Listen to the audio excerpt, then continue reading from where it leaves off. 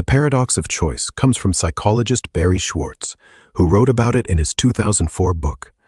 The core idea is that while we think more choices equal more freedom and happiness, the opposite often happens. When you've got too many options, say 50 types of cereal in the grocery aisle or 100 potential career paths, your brain gets overwhelmed. You freeze, second-guess yourself, or pick something and then obsess over whether you made the wrong call. It's not just about decision fatigue, it's that the sheer weight of possibilities can make you less satisfied with what you choose. Studies back this up. Schwartz ran experiments showing that people with fewer options often felt happier with their decisions than those drowning in choices. For example, in one study, shoppers offered 6 types of jam were more likely to buy and feel good about it than those offered 24 types. Too much choice creates anxiety, not freedom. Why does this happen? First, there's cognitive overload. Your brain can only handle so much comparison, pros, cons, trade-offs, before it shuts down. Second, there's the fear of missing out.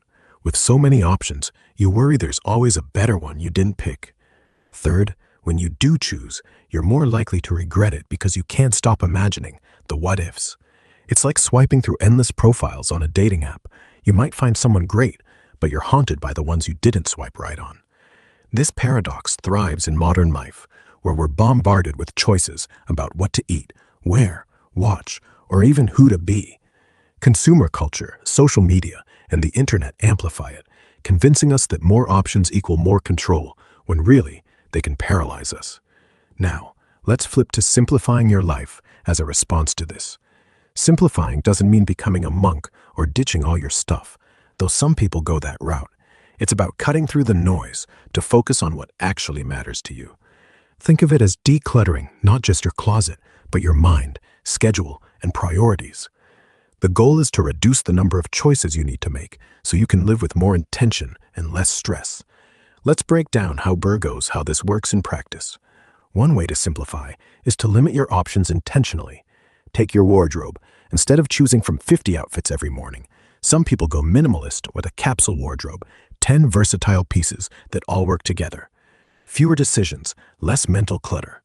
Steve Jobs wore the same black turtleneck every day, not because he was boring, but because it freed his brain for bigger things. Another approach is streamlining your schedule. Say no to commitments that don't align with your core values. If family and work are your priorities, skip that extra book club or side hustle that's draining you. It's about creating space for what lights you up. Practically, simplifying can look like this. Automate repetitive decisions, like meal planning or bill payments, to reduce daily mental load. Set boundaries on things like screen time or social obligations to protect your energy. Physically declutter.